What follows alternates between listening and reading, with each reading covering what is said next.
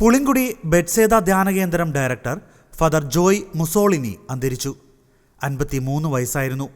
ഹൃദയാഘാതത്തെ തുടർന്നായിരുന്നു അന്ത്യം.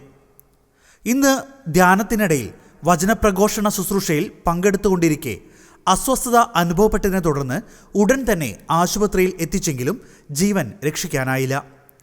1972 ശാസ്താംകോട്ടയിൽ കരുണാകരൻ പൗളീന ദമ്പതികളുടെ മകനായി ജനിച്ചു.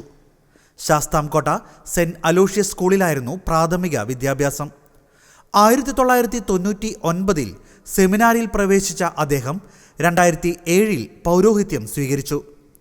തൻ്റെ പൗരോഹിത്യ ജീവിതത്തിനിടയിൽ നിരവധിയിടങ്ങളിൽ അദ്ദേഹം സേവനമനുഷ്ഠിച്ചിട്ടുണ്ട്.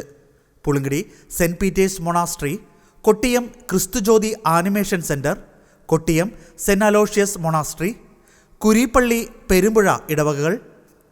2023 മുതൽ ബെറ്റ്സേദ ധ്യാനകേന്ദ്രത്തിൻ്റെ ഡയറക്ടറായി സേവനമനുഷ്ഠിച്ചു വരികയായിരുന്നു അദ്ദേഹം. സംസ്കാര ചടങ്ങുകൾ നാളെ ഫെബ്രുവരി 20 രാവിലെ 11 മണി മുതൽ 12 മണി വരെ ശാസ്താംകോട്ട സെന്റ് തോമസ് പള്ളിയിൽ പൊതുദർശനവും തുടർന്ന് വൈകുന്നേരം 3:30 സംസ്കാര ശുശ്രൂഷകളും നടക്കും.